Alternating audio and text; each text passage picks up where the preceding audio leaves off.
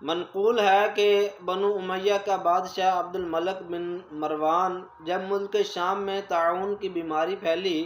تو یہ موت کے ڈر سے اپنے شہر چھوڑ کر یعنی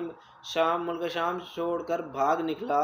اور ساتھ میں اپنا ایک خاص غلام اور کچھ فوجی لے لیے، اور یہ اس نے شہر چھوڑ دیا اور بھاگ نکلا۔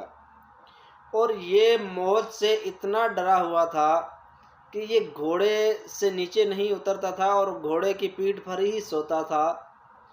اور ایک دن اس کو رات کو نیند نہ آئی ایک دن اس کو نیند نہ آئی تو اس نے اپنے اس خاص غلام سے کہا، یار مجھے کوئی واقعہ، کوئی کہانی، کوئی قصہ سناؤ تاکہ میرا دل بہلے، نیند نہیں آ رہی۔ اب غلام جو تھا وہ ایک سمجھدار ہوشیار غلام تھا، تو اس نے دیکھا کہ اب موقع ہے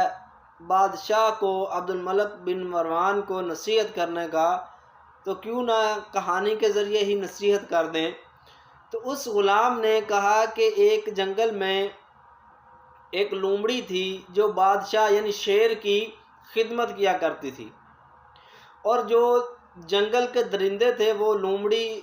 کو کچھ نہ کہتے تھے شیر کے ڈر کی وجہ سے کہ شیر حملہ کر دے گا اگر لومڑی کو کچھ کہا۔ اب ایک دن اس پر عقاب جھپٹا، یعنی لومڑی جو تھی اس پر عقاب جھپٹا، تو وہ لومڑی شیر کے کمر پر، پیٹھ پر سوار ہوگی کہ مجھے اب کوئی نہیں بچائے گا، لیکن عقاب نے دوبارہ حملہ کیا۔ اب یہ کہانی سنا رہا ہے یعنی غلام عبد الملک بن مروان کو کہ عقاب نے دوبارہ جو ہے وہ حملہ کیا اور لومڑی کو لے کے آسمانوں میں نکل گیا۔ لومڑی چلاتی رہی کہ شیر مجھے بچاؤ، شیر مجھے بچاؤ،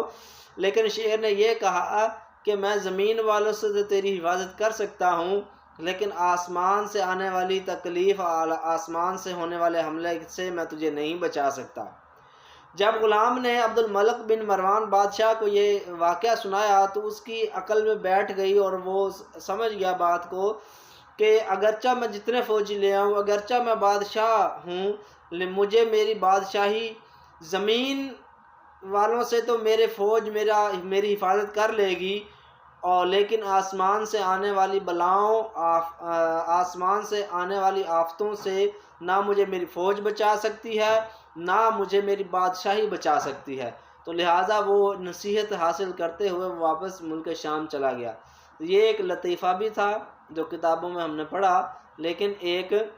سبق بھی ہے کہ زمین والوں سے تو ہم کر لیں گے جو بھی کر لیں گے، لیکن آسمان سے آنے والی جو آزمائشیں ہیں، جو